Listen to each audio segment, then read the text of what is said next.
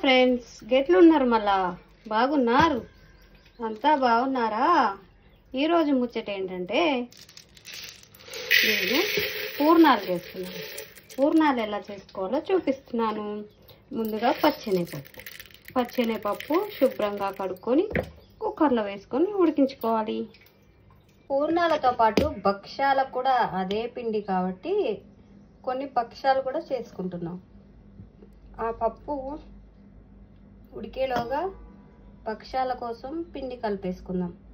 దానికోసం నేనైతే మైదా పిండి తీసుకుంటున్నాను.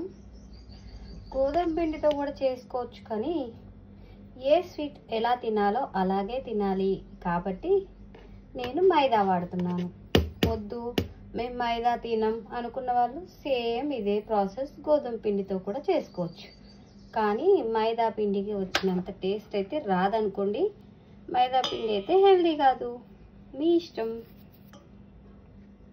ఇలా మైదా పిండి తీసుకొని ఎంత స్వీట్ అయినా ఇందులో కొంచెం సాల్ట్ వేసుకోవాలి. కొంచెం, మరి మనకి సాల్ట్ టేస్ట్ తెలియకుండా కొంచెం సాల్ట్ వేసుకొని ఇందులోనే కొంచెం ఆయిల్ వేసుకొని ఇప్పుడు దీన్ని కలిపేసుకోవాలి. మనం చపాతీ పిండి లాగా గట్టిగా కలుపుకోకుండా లూజ్గా ఉండాలన్నట్టు. కొంచెం చూపిస్తా. పిండి ఇలా కలుపుకొని ముద్ద చేసుకొని పక్క పెట్టుకోవాలి. ఒక 15 నిమిషాలు అలా పక్క పెట్టుకుంటే బాగుంటుంది. ఇలా కలుపుకోవాలి. పిండి ఇలా మెత్తగా ఉండాలన్నట్టు. మనకి చపాతీ పిండి లాగా గట్టిగా కాకుండా మంచిగా స్మూత్గా మెత్తగా కలుపుకొని దీన్ని ఇప్పుడు మూత పెట్టేసుకుందాం, పక్కకు పెట్టేసుకుందాం. ఈలోగా మన పప్పు ఉడికిపోయింది, చూసేద్దాం.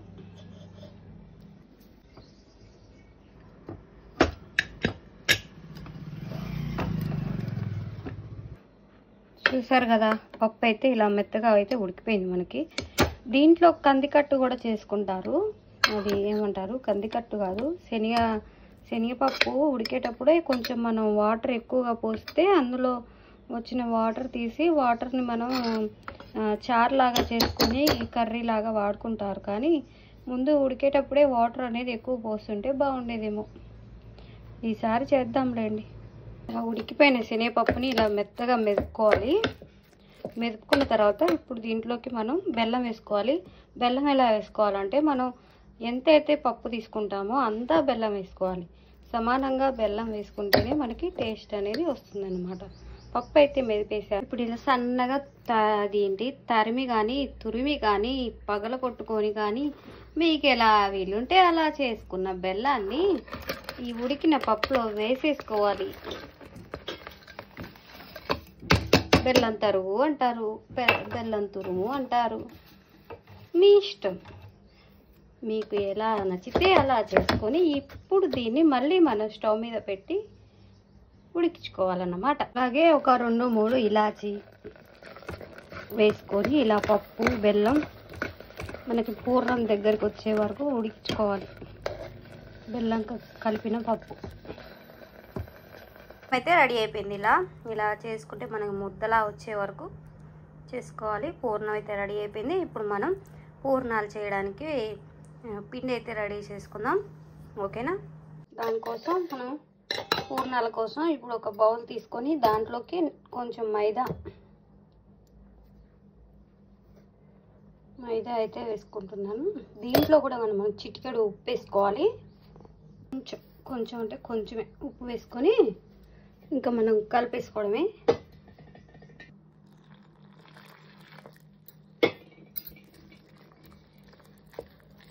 మనం బజ్జీలు వేసుకుంటాం కదా, అలా రావాలి మనకి. ఇప్పుడు మన పూర్ణం అనేది ఇలా మునగాలి. అలా వస్తే సరిపోతుంది. ఇది ఇలా కలుపుకోవాలి పిండి అయితే మనం. ఇప్పుడు మనం పూర్ణాలు చేసుకోవడానికి స్టవ్ మీద ఆయిల్ అయితే పెట్టుకుందాం. స్టవ్ వెలిగించుకొని కడాయి పెట్టుకొని మనం డీప్ ఫ్రైకి సరిపడా ఆయిల్ అయితే వేసుకోవాలి. ఇప్పుడు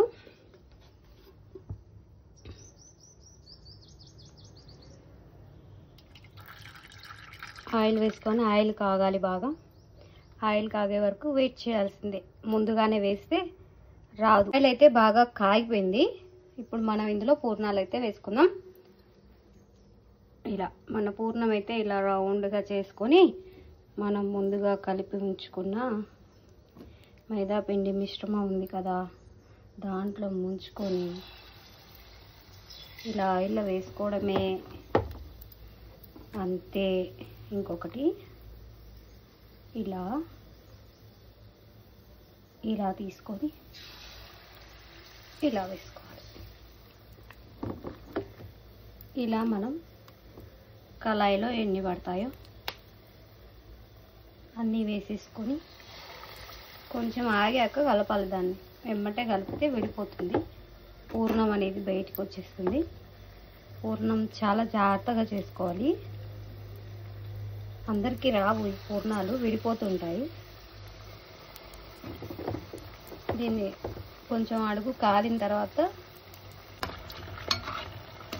పూర్ణాలు అయితే కాలిపోయాయి, మరీ నల్లగా అయితే బాగోవు.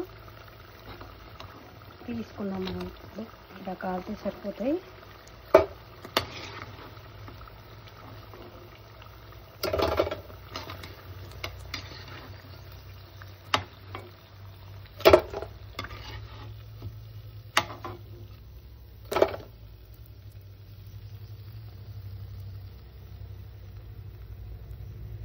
భక్ష్యాలు ఎలా చేయాలో చూపిస్తా. నేనైతే దానికోసం ఒక ప్లాస్టిక్ కవర్ తీసుకున్నాను.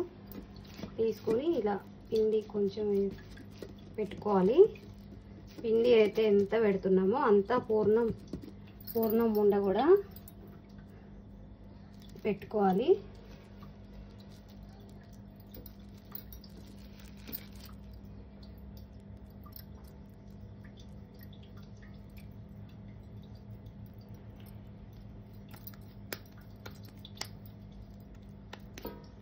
ఇలా అయితే చేసుకొని ఇప్పుడు ఈ కవర్ ఉంది కదా,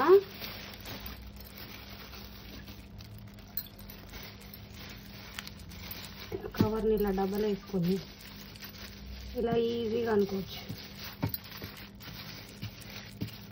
మనకి ఇలా ఇలా ఇలా అంటుంటే పలసగా వస్తుంది. మనకి ఎంత పలసగా కావాలంటే అంత పలసగా అనుకోవచ్చు.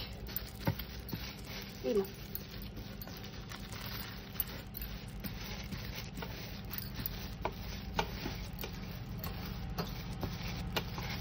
ఇలా అయితే అనుకొని మనం ఇలా అనుకొని తీసేసుకొని ఇప్పుడు దీన్ని మనం పెంక మీద వేసుకొని ఇలా పెంక మీద వేసుకొని నెయ్యితో కానీ నూనెతో కానీ కాల్చుకుంటే బాగుంటుంది. కరుగుతుంది లేండి, కొంచెం గడ్డ కట్టింది నెయ్యి, అదే కరుగుతుంది వేడికి. ఇలా నెయ్యి వేసుకొని రెండు పక్కల మంచిగా కాల్చుకోవాలి. జారిపోతుంది, నాన్ స్టిక్ కదా, చూద్దాం కొంచెం కావాలి.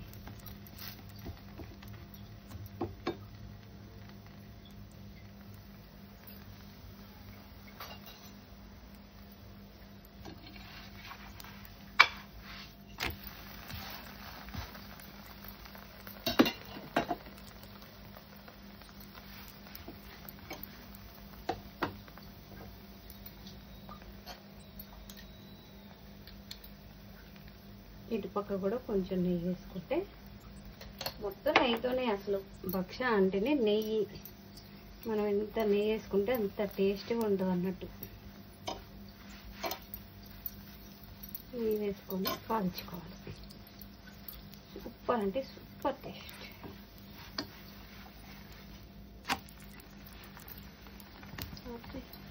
అయితే రెడీ అయిపోయాయి. దీన్నే మేము భక్ష్యాలు అంటాము, కొంతమంది బచ్చాలు అంటారు, ఇంకొంతమంది పోలేలు అంటారు. ప్రాంతం ఏదైనా పేరు ఏదైనా టేస్ట్ ఇదే.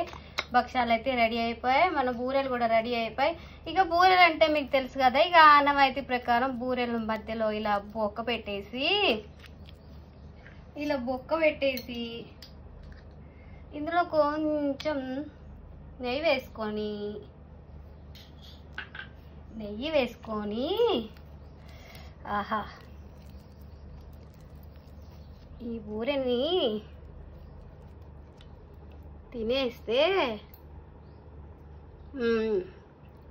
అద్భుత, సూపర్ ఉంది. మీరు కూడా ట్రై చేయండి ఫ్రెండ్స్. ఈ వీడియో నచ్చినట్లయితే లైక్ చేయండి, షేర్ చేయండి, సబ్స్క్రైబ్